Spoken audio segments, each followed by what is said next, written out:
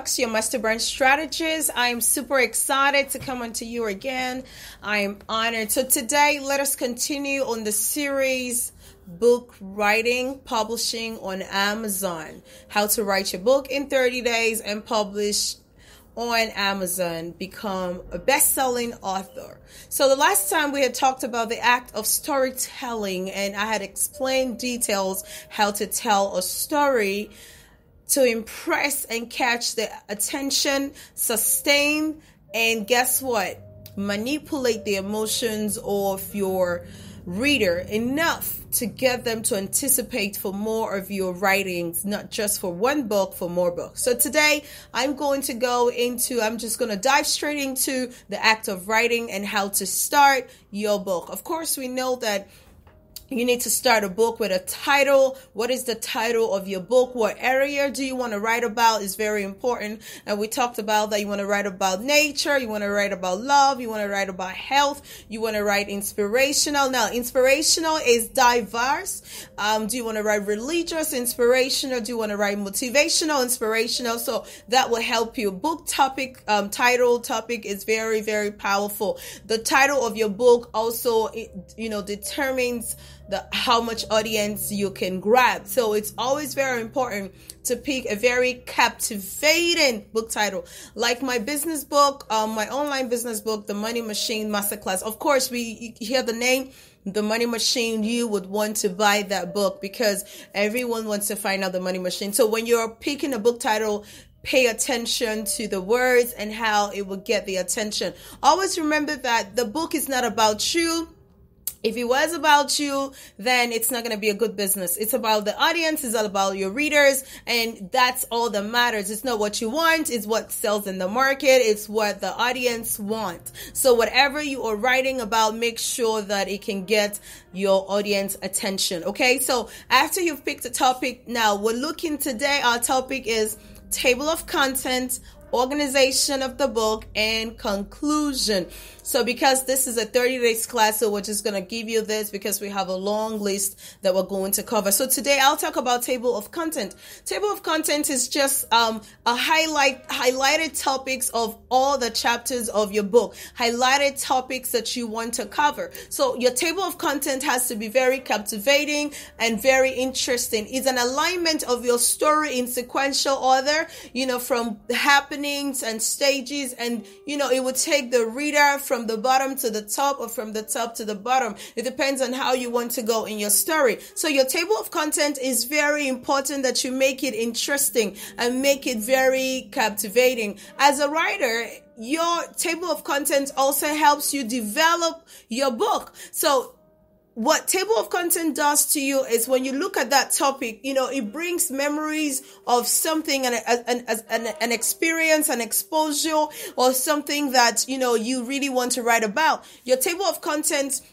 when you list your table of content, it could be 15, it could be 10, it could be 20. Now, you develop that with content. Now, how do you get the content? Do research. It's data is very important. Credible data. Getting information from online, from credible source is very, very important. So that's what your table of content does. Table of content helps you stay on track. It helps you stay connected to your book. The reason is, as a writer, we get distracted because you don't write a book in one day. It's 30 days. It's a series that you're writing. It's a progression, right? So sometimes there's a lot of things that happen in our life and we don't get back to that book like 3, 4, 5, 6 days, sometimes a month. So table of content helps you. Once you look at your table of content, you have an instant idea of what you're writing about. And what happens is you dive straight into what you're writing about and you're able to flow again.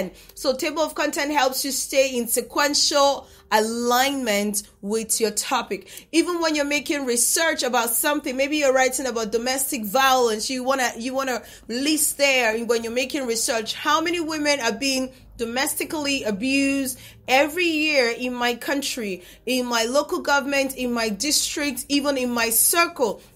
How many men are being domestically abused? How many kids are being abused domestically every day? So those informations are very critical when you are writing a book. So that's how you make your research, and also how many rescue centers do we have for domestic violence? So that will be under, these are like the informations that you need when you're writing your table of content. So the reason is when you have these topics, chapters and topics aligned properly, you'll be able to see information and fit them in. As you go on, while you're writing the book, as you go on your daily activities and you go on your daily life, something happens. You could have an experience. You could see something that you think might work very well in your book that would add value to your contents that you're creating in that book. Guess what? With your table of content, you'll be able to find where to fit it in. It doesn't have to be in chapter 1. It could be in the end. It could be in the middle. But if you don't have a table of content, then it's like, have you ever read some books that you're reading this and then,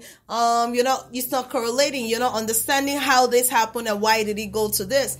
So because there's a misplaced content, there's a misplaced example that should have been somewhere or should not have been in that book. So that's what table of content does. Organization of your book is very important. You know how kids are born and they're babies and they grow, they become adults and then they work and they grow old and die. That's how your book writing should be. Sequential arrangement of events are important. It's just like writing a book and then you start with, and then I got a job, and then I became a millionaire, and then, eventually I became poor, and then, I got a job. It's not, I want to understand what really happened when you got the first job. How did you become a millionaire? What are the examples? So you want to organize each story or each activity to be perfectly fitted into the column where it should be. So maybe you could break your book into 3 events, 3 strategic events that has happened in your life. So when you break that into those events, when you're telling the stories, you face your childhood and share the experiences of the childhood. It depends on the kind of story you're writing, and the data that comes with it will be based on that level. When you talk about being an adult, you share that. When you talk about being old, experiences. So it's very important to organize your books. Spacing is very important.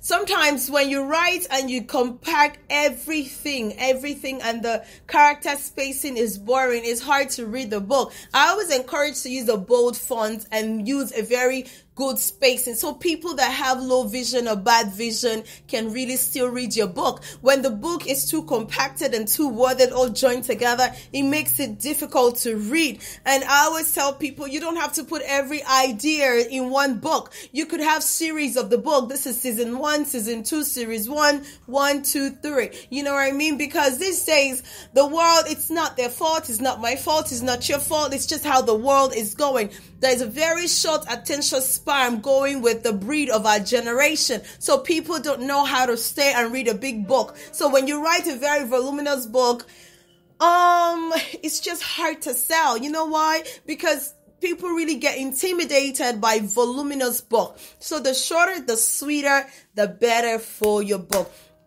This is going to be a 15-minute session. So we're going to look at conclusion.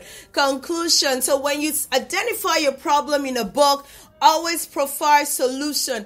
Always conclude your stories to make it captivating. If it's a full story or if it's a full book that there's no part series in it, please conclude it and make it very interesting enough for people not to get confused. But if it's a book that has series, don't conclude everything. You know what I mean? Always leave your readers anticipating for part 2. Yes, they're going to look for the part 2 because they want to see what happened in that story. So your conclusion has to be tight. Your conclusion has to be, evaluate everything from the beginning to the middle to the end. It should be a very nice tie when you are concluding. So I want to take out time to let you know that it's very interesting to write a book. For you to write a book, you need to have, a very interesting, very, very captivating topic, very captivating topic you want to talk about. And always make references, give credit to who credit is due. If you use another person's work, please give them credit. Always give them credit in your book. Don't steal other people's work, their hard work that they've done. So it's always good to give them credit. When I read a book and I see another author referring to another author, I have so much respect for that author, because sometimes you can write a book and give people credit and it actually validates your book as well. So when you're writing, be free to use other people's work as references and ensure to give them credit. Okay?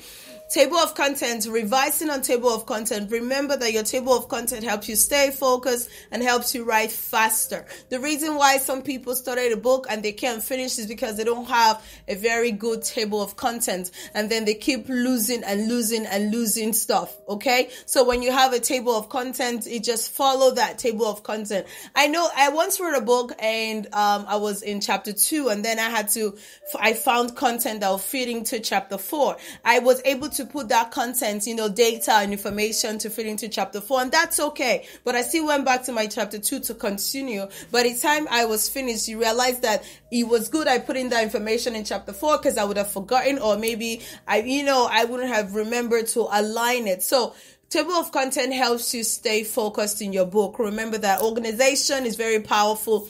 Segmenting your book at different experiences, it helps your reader know what to expect. When they're finished with this particular phase of the book, they know that, okay, this is the phase of the book. Okay, I can't wait to get to this particular phase of the book, and I want to look towards it. So it's very important to have a perfect conclusion in your book, organization, conclusion. So today, remember a catchy topic, table of content, very interesting organization of your book, and conclusion. Your conclusion has to be tight. Now, this is homework for you. I would like you to draft a table of content for your next story. Now, the story doesn't have to be about you, just a fictitious story. Draft a table of content, at least 10 in your table of content, and make it sequential and arrange it enough for me to understand the segment and organization of that story. And then guess what? The concluding part, I want to see your conclusion. And guess what? To wrap up, let me let you know that your table of content could have sub. It's okay to have subtopics under each chapter, okay? It's okay to have subtopics. Depends on how big your book is and what you're writing about. And I'm Jemima Chooks, your Master Brand Strategist. I will be excited to talk to you about the next topic. Stay tuned. Subscribe to my YouTube channel. Subscribe to this Spreaker, my podcast. And guess what? See you at the top. That's where you belong. All right? Thank you.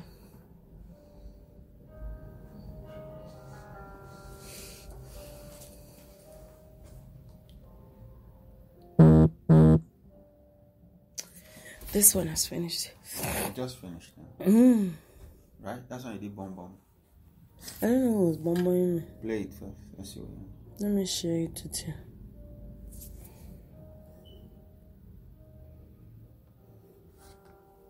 We gotta go. Okay.